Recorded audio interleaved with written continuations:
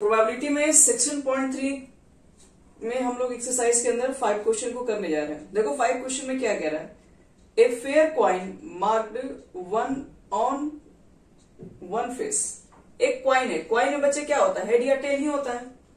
अब कह रहा है कि एक साइड पे 1 मार्क कर दिया गया है। A fair coin marked one on one faces. अब हेड टेल पे मान लो कि हम इस पे एक मार्क कर दिए 1, और इसके जो पीछे वाला पार्ट है, यानी जो पीछे का जो दूसरा इसका हिस्सा है, उस पर मार्क कर दिया हम 6। तो क्वेश्चन पूछ रहा है हम देर से, एक minute, a fair coin mark 1 on one face and 6 on other face and a fair dice, और एक डाइस भी है, आर बोथ। अब डाइस जो होगा उसके अंदर तो सारा मार्किंग होगा 1 2 3 4 5 6, समझ रहे हो। तो ये दोनों को एक साथ टॉस कर रहे हैं, इसको भी और इसको भी और इसको भी। मान लो कि ये तीनों को हम साथ में लिए हैं, एक सिक्का लिए हैं और एक डाइस लिए हैं और इसको फेंक रहे हैं।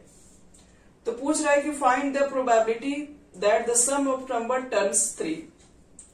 सम 3 है उसकी प्रोबेबिलिटी बताओ, और सम 12 है उसकी प्रोबेबिलिटी बताओ। तो पहले मुझे एक चीज बताओ, सैंपल स्पेस क्या होगा जब एक हम क्वाइन को एक डाइस को टॉस करेंगे तो क्या बनेगा सैंपल स्पेस। पहले लिखोगे ना, the sample space of this experiment.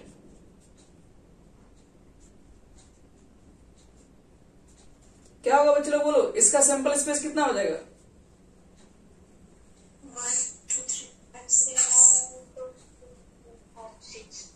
1 दोनों को साथ में फेंका जा रहा है, ऐसे कैसे बोल रहे हैं आप लोग। क्वाइन पे हो गया कि अब क्वाइन पे हेड नहीं आएगा, क्वाइन पे मान लो आ गया 1 तो डाइस पर भी 1 आ सकता है। क्वाइन पे आ गया 1 तो डाइस पर क्या आएगा 2।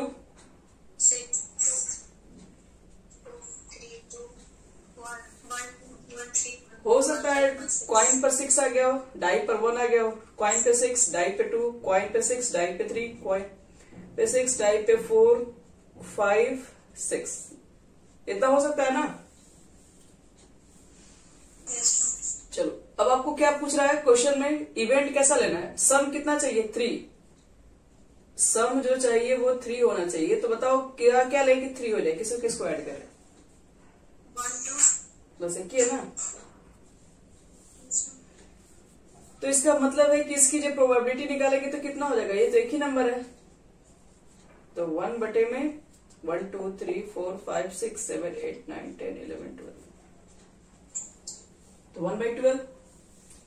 और ये तो E1 का हो गया। E2 किसको रिप्रेजेंट करते हैं, तो सम ऑफ 12 चाहिए। तो 12 के लिए किसको लेना पड़ेगा 6 6। तो P2 कितना हो जाएगा, ये तो एक ही है ना, 1 बटे में 12 इसमें भी होगा। हो गया आंसर।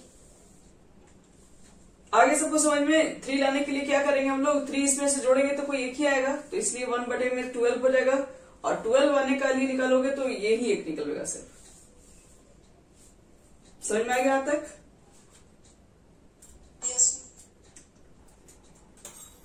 चलो 7 बता देना।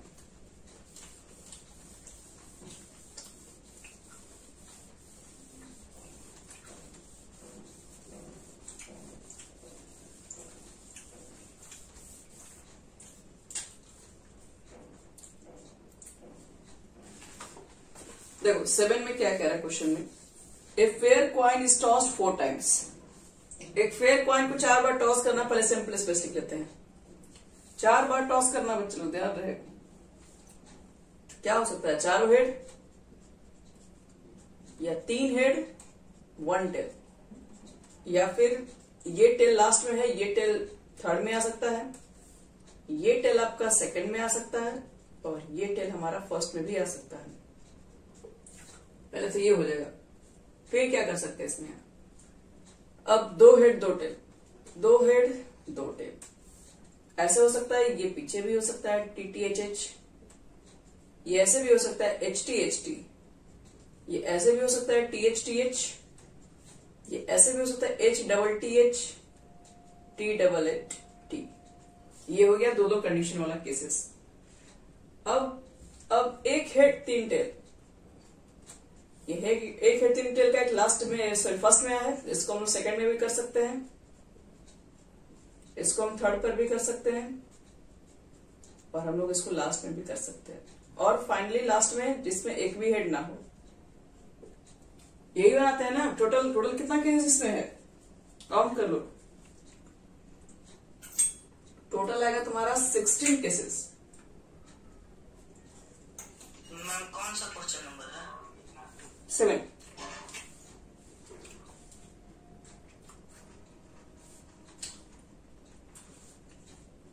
अब क्वेश्चन को ध्यान सुनो क्या बोल रहा है। क्वेश्चन कह रहा है कि a person wins 1 rupees and loss 1.5 rupees. एक आदमी 1 रुपया जीतता है और 1.5 रुपया हार जाता है। कब?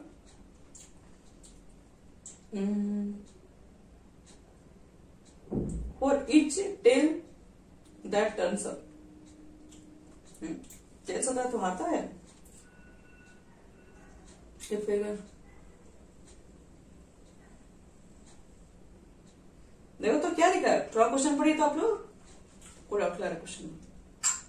Silver coin is tossed 4 times and the person win having 1 for each head and losses 1.50 for each tail. That turns up. देखो हो गया। 1 रुपया वो जीतता है जब हेड आए, यानी कि विन, और 1.5 रुपया हार जाता है, लॉस में हो जाता है। कब? जब टेल आता है। जुआ खेल रहा है इसका मतलब। For the simple space calculate how many different amounts of the money you can have after 4 tosses. ठीक है, and find the probability of having each of this amounts. तो आपको बताना है कि हर एक कंडीशन पर कितना अमाउंट ऑफ मनी वो क्या कर सकता है, या लूज कर सकता है या गेन कर सकता है, ये भी बताना है, और उसकी प्रोबेबिलिटी भी आपको बतानी है। इसका मतलब क्या है, जैसे देखो पहले बात करते हैं कि एक भी बार हेड नहीं आया हो, नो हेड 4 टेल अपीयर। मान लो 4 बार फेंका और चारों बार ही उसका टेल आया, तो इस कंडीशन में आदमी कितना रुपया जीतेगा? बोलो बच्चे लोग। No head appear. No head 4 tail appear. एक भी हेड नहीं आया और 4 बार टेल आया हो, 1.5 loss there. तो पैसा जीतने का तो सवाल ही नहीं है ना, सिर्फ हारेगा ही वो, क्योंकि एक भी हेड नहीं आया है। तो मनी लॉस्ट कितना हो जाएगा बोलो? तो एक बार आने पर 1.5 रुपया गया, तो 4 बार आने पर कितना गया? 2. क्या 2 रुपये कल गया? 4 कितना 6. 6 रुपया जाएगा। मनी लॉस्ट उसका कुल मिला के कितना हो जाएगा? 6 रुपया हो जाएगा। और तुमको बताना है कि प्रोबेबिलिटी कितना होगा इसका। Probability of getting no head and 4 tail, इसकी प्रोबेबिलिटी बताओ। तो नो हेड 4 टेल का तो प्रोबेबिलिटी एक ही ना यहाँ पे है, तो 1, और बटे में कुल कितने केसेस है? 60। तो प्रोबेबिलिटी कितना हो जाएगा इसका आने का? 1/16 केसेस है। 6 रुपया हारेगा इस कंडीशन में, और इसकी प्रोबेबिलिटी है हारने की 1/16 केसेस। चलिए अब क्या बनाएंगे? यहां पर चारों टेल था, अब क्या बनाओगे? 3 टेल और 1 हेड। चलो इसमें बताओ तो 1 हेड आया और 3 टेल आया हो, तो इसमें क्या करेगा? लॉस होगा किसको गेन होगा? दोनों। 1 हेड पे 1 रुपया मिला, और 3 बार टेल आने पर तो इसका गया 1.5 रुपया 3 बार, तो कितना हो गया? मनी लॉस ही ना होगा? कितना का लॉस हो गया? एक मिनट, -1 लिखते हैं। सॉरी -1 नहीं, एक्चुअल में, हाँ एक्चुअल में तो माइनस तो यही हो गया ना। तो मनी लॉस कितना हो गया? चेक कीजिए फटाफट।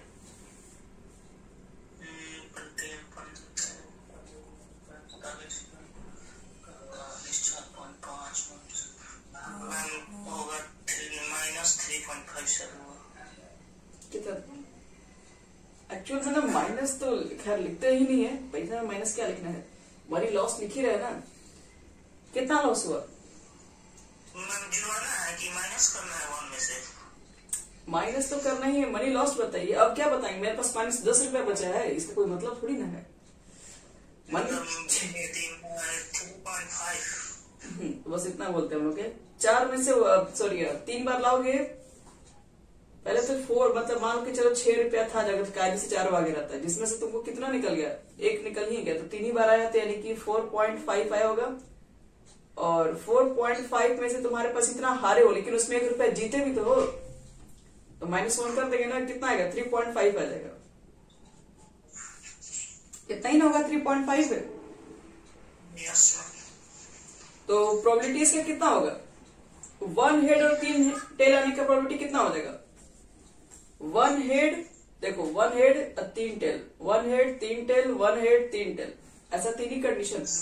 1 मिनट, 1 हेड 3 टेल, ऐसा 4 कंडीशन हो गया। तो 4 बटे में कितना हो जाएगा? 16, यानी कि 1 बटे में 4। ये इस कंडीशन का प्रोबेबिलिटी हो गया। फिर क्या बोलेंगे हम लोग? 1 हेड को बटा के 2 हेड और 2 टेल, इसकी बताओ प्रोबेबिलिटी। 2 हेड और 2 टेल अगर आया तो उसका पास लॉस्ट हुआ या गेन हुआ? 2 बार टेल आ गया होगा तो 3 रुपया गया, और 2 बार जीता होगा तो प्लस 2 रुपया मिला होगा। तो -3 + 2 कितना हो गया? -1। तो इसका मतलब है कितना मनी लॉस हो रहा है इसका? 1। अभी भी मनी लॉस ही चल रहा है, तो इसका प्रोबेबिलिटी कितना होगा?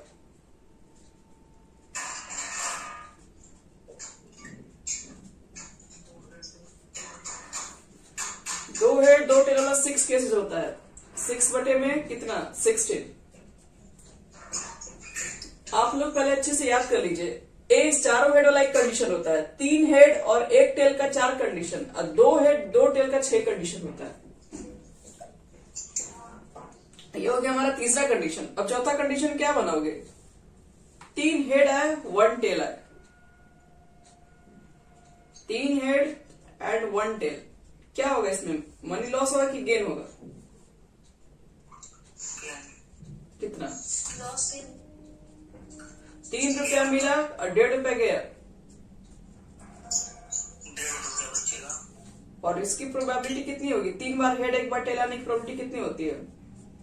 4/16, यानी 1/4। और चारों हेड आ गया होगा तो कितना मनी गेन होगा?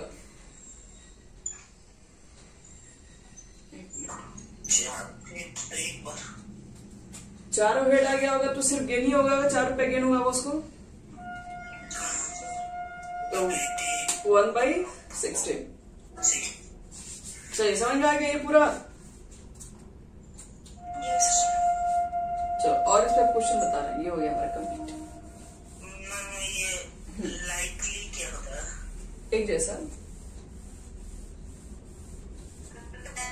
परमुटेशन का क्वेश्चन। एक मिनट रुक जाओ।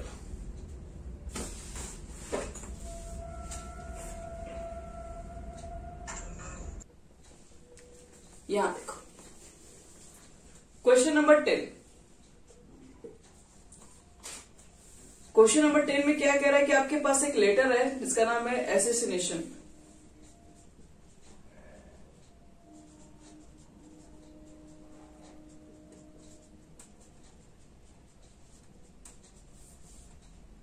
और पूछ रहा है क्या? Choose in random from the word assassination, से एक लेटर को इसमें से चूज करना है, और वो लेटर वोवेल हो उसकी क्या है प्रोबेबिलिटी, और वो लेटर कॉन्सोनेंट हो उसकी क्या है प्रोबेबिलिटी।